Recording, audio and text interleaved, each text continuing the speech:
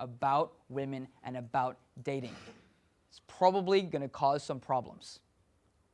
Let's do another quick experiment. Okay? Guru 1, say imaginary Guru 1, says, guys, you should really stack. You should stack routines. You should throw a bunch of canned material. And I'm not intentionally making fun of him, but you should throw a bunch of canned material and you should just script out everything you're going to say and stack everything out, and then you won't run out of things to say. Okay? And Guru 2 says, no, that's bullshit. You should be yourself. You should be authentic. You shouldn't have to worry about fuck these stupid routines. You need to be you at your core. You need to be natural. I've got 2 different gurus. Anyone tell me which one's right? Hazard a guess. Anyone? Who's right? It's a trick question because both and none. You're like, well, that makes no sense, which I'm glad we cleared that up. It's because advice, remember this, advice is only as useful as its context. Guru 1, his advice works for a specific context. And Guru 2, his advice works also for a specific context. If you are not that context, guess what? It doesn't apply to you. I can't count the number of times that I've seen coaches and they give advice for what would work for them. They say, oh, yeah, that's all you got to do is just say something funny and then just grab and dominate and then just push her away and then have abundance. That's great advice from my perspective. I'm like, oh, yeah, absolutely. Right there. I feel you. Now, me 7 years ago, what does he think?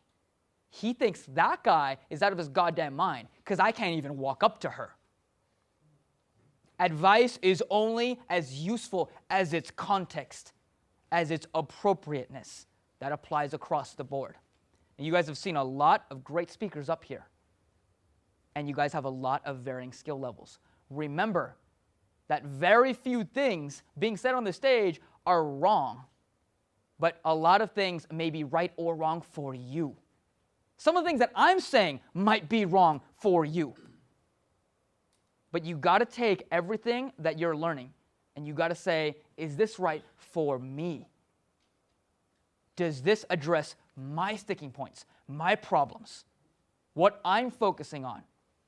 Or is this for random other guy that doesn't apply to me? That's why this is so important. Now, the first factor we talked about, right? The first factor is those blind spots. Now, the second factor is this idea of willpower and discipline. Now, I talk a whole lot about discipline. Coming from the Marines, that's exactly how that works. Discipline is an absolute requirement when you are a Marine. But what I didn't realize is that discipline and willpower, they're strange, finicky things. I used to think you just man up. You just man up, you have discipline, you get it done, you have the willpower. And you get the job done. And for some people, for Marines, that really works because you don't have much of a choice. But when you're not a Marine, what happens? When you tell the guy to man up, that doesn't work so much. All of a sudden, that doesn't necessarily work. And when I did the research on this, what I found was that willpower is not this imaginary mystical force like we thought attraction was. This mystical force that just makes you do things. You can just get the job done. And if you don't have willpower, well, then you're just lazy. You better get some and you better go. That's not how willpower works. Willpower is a direct product of a part of the brain that functions in a variety of different uses. And the thing is that willpower is finite. A lot of the self-improvement gurus tell you when you want to lose weight, when you want to achieve your goals, when you want to get rich, when you want to do these things, you visualize, you think positively. You think about it and you think positively and it comes to you. You attract it into your life. There's probably an element of truth to that. There's probably some part that's true to that. But science says that's complete and utter horseshit. Science says that willpower is not this mystical force that you just bring into your life because you think you attract it. willpower comes from a place. It's called the prefrontal cortex.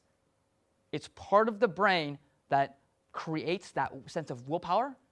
It also creates all of your problem solving, all of your memory, and all of your focus. And unfortunately, that part of the brain doesn't multitask very well. Which also means if you're doing any one of those things, like trying to remember something, or you're focusing on something else, or you're doing something else, your willpower just went down the tubes. The problem with relying on willpower is that it is finite. And it is oftentimes unavailable, especially when we're focusing. Especially when we're trying to remember things, when we're problem solving abstractly. Now, what does this all mean to you? Okay, the good news is that like a muscle, the prefrontal cortex can be exercised, and it can get stronger. The more you exercise it, the stronger it gets. It's like the heart, it's like the mind, it's like the muscles. The bad news is it fails like a muscle. We have this idea of willpower being infinite. You could just manufacture more willpower. But if someone said, you can bench press 100 pounds, you know what? I'm going to throw 1,000 pounds on there and just think you can do it. It's positive thinking. Come on, think about it. Just get more strength. We all know you're just going to drop the goddamn bar on yourself. It's not going to work because your muscles have limitations. Well, so does willpower. It is finite. Now, what this means for you guys is that you guys have to push hard right now while your willpower is in effect. Because once it runs up, time is up. And once it's gone, that's it. Once it's gone, you guys drop out. I couldn't figure out why guys dropped out at certain points. It's because guys will go until their willpower runs out. And if they don't find a source to replenish this willpower, then when it runs out, you quit. And when I figured that out, I was like, holy crap. That's why. That's why guys are quitting at very specific and predictable points. Because they're not replenishing. Now, how do you replenish? We're going to get into that. The number one way, though, is through success. Is through reference experience. Which means if you're going out and you're approaching 5 sets a week, you're not going to get the experience to ever have that reference experience. To ever have those successes. So in 12 months' time, when your willpower runs out, and you're at the end of the rope and you say, I'm out of willpower, what do I have to show for it? When that answer is nothing, all of a sudden, it's extremely depressing. And all of a sudden, you turn tail and you quit. That's how that works. And that is why that's so important. And what this also means is that as coaches, we have to understand how the mind works. And we have to account for these limitations as human beings. Here's my solution. Okay, I created a solution by doing a lot of research and by testing this a lot on my long-term guys. And for those of you long-term guys in this room and watching this, I'm sorry you have to be the guinea pigs. But this is why this works. It's called a custom recipe.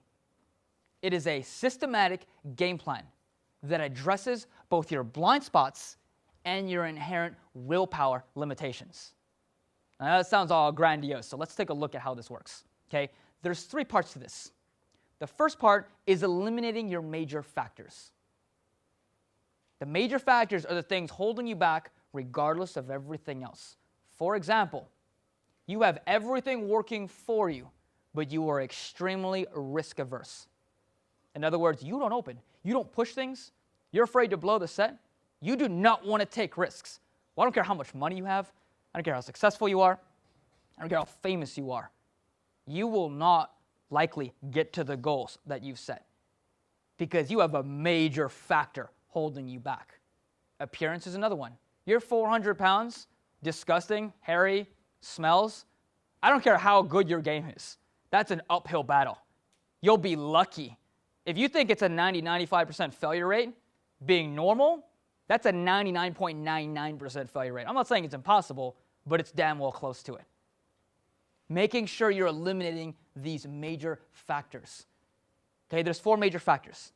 First one being that risk aversion. In practical terms, for you guys, and I don't care if you guys don't actually even want to get good in the club. I don't care if you guys hate clubs. you guys have to be out there hitting 20 to 30 sets minimum per week if you want to develop the requisite social and sexual skills to be comfortable with women.